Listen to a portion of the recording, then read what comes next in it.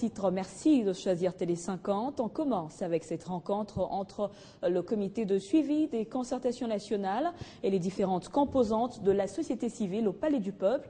Au centre des discussions, les mises au point de certains préalables sur l'implication de la société civile dans la mise en œuvre des recommandations des concertations nationales. Cette réunion a été présidée par le Présidium des concertations nationales.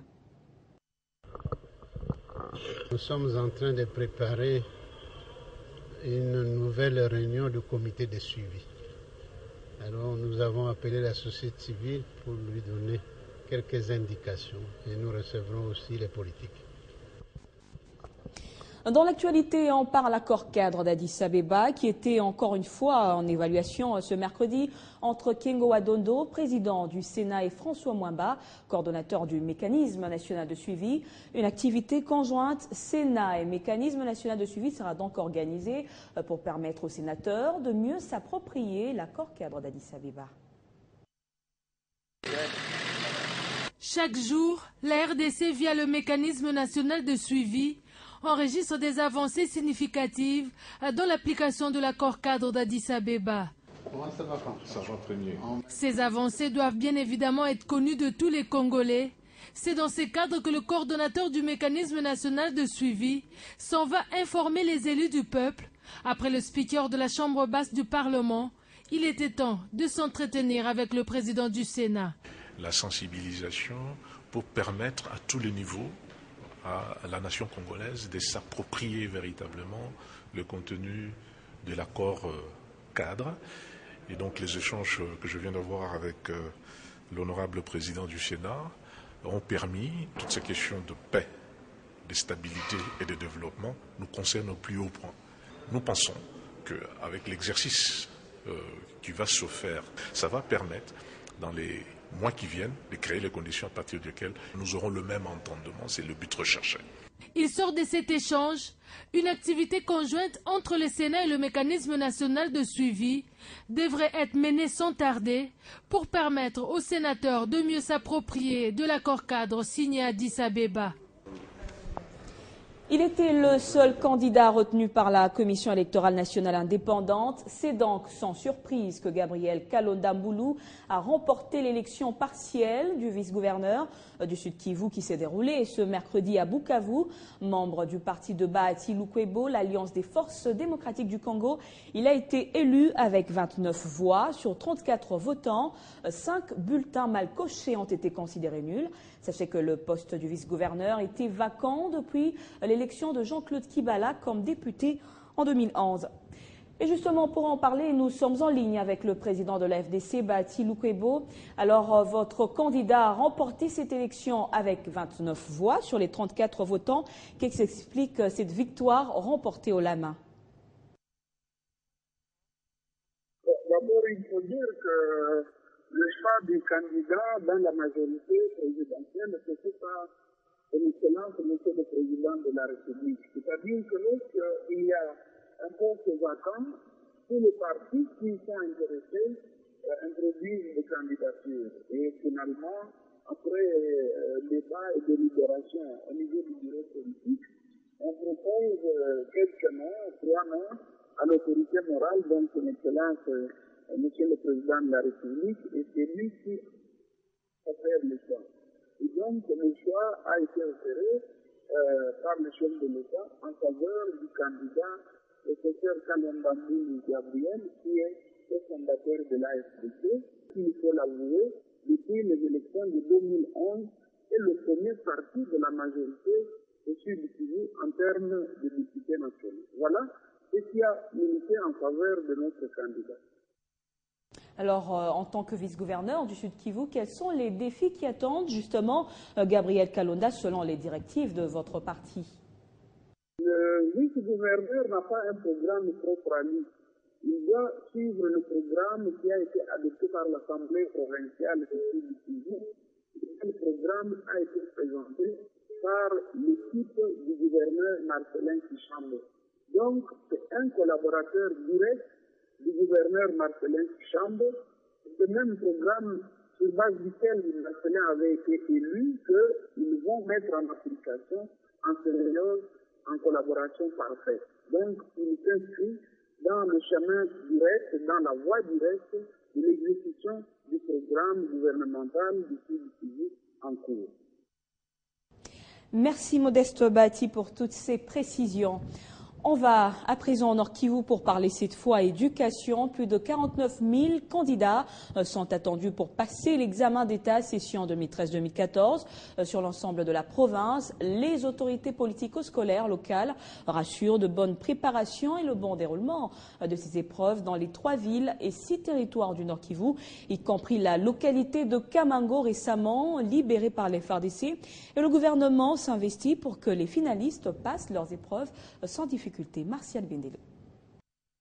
Les 49 774 finalistes du secondaire sont repartis dans 122 centres, dont 64 dans la province d'éducation du Nord Kivu 1, comprenant la ville de Goma, ainsi que les territoires de Rutshuru, Massissi, Walikale et Nyiragongo.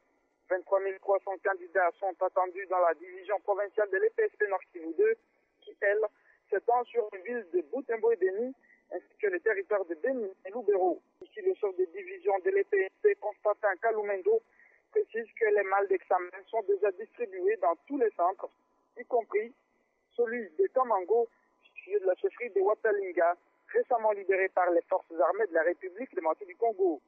Dans cette totalité, le chef des centres et toute l'équipe déployée par l'inspection provinciale de l'EPSP sont arrivés depuis lundi.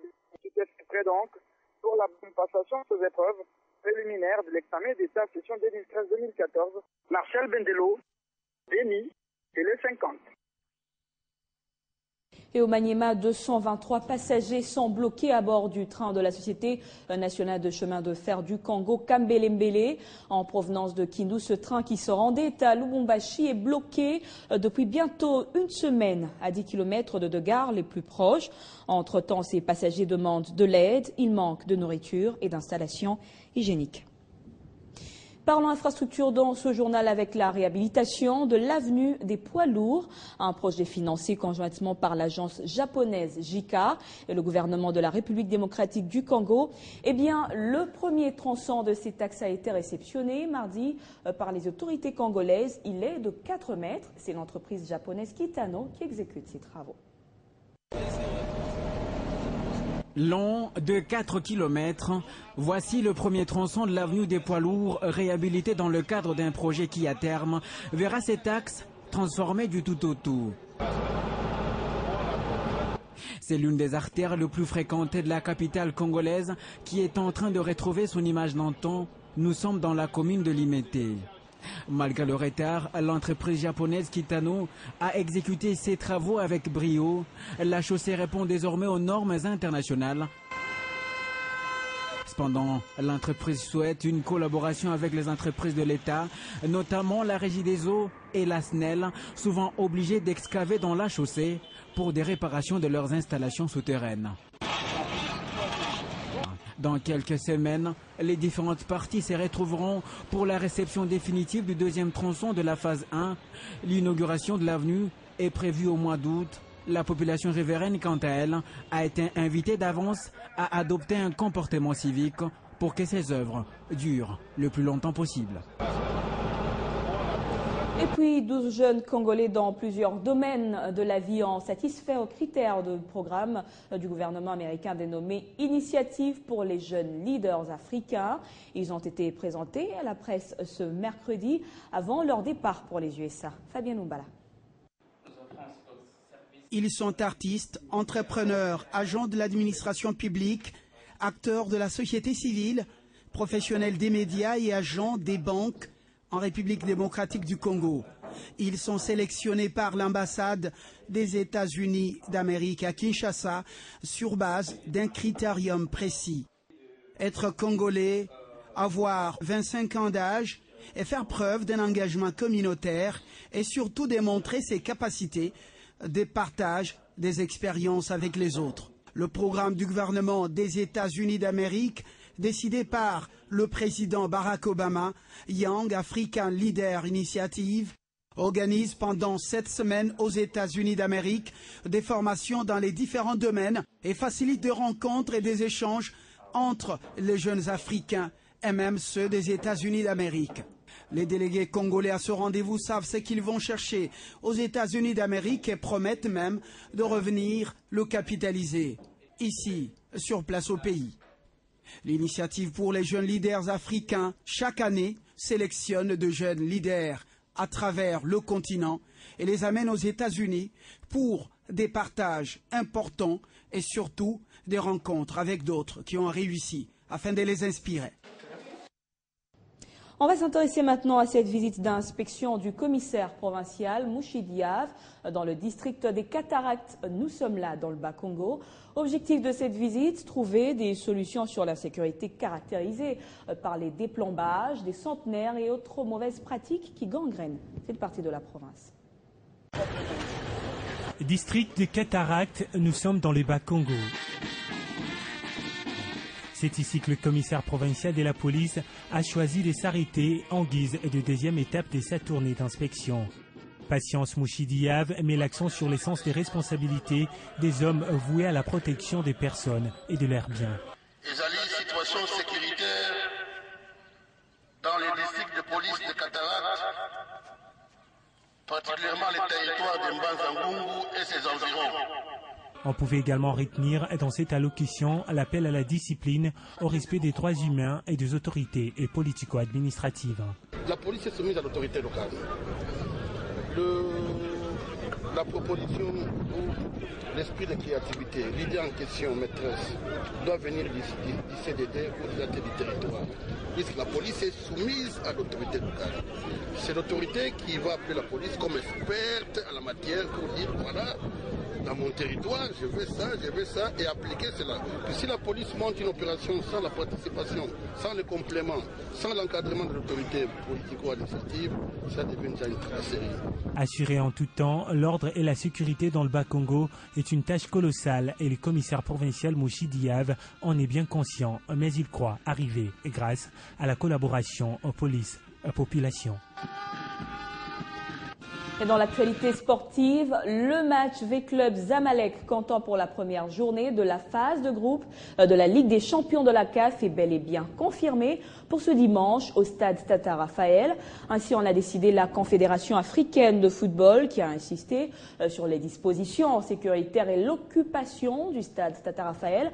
Question que cette rencontre se passe dans des bonnes conditions après les incidents du week-end dernier. Val de Simon Yamba. Ce match de dimanche aura bel et bien lieu à Kinshasa, au stade Tata Raphaël.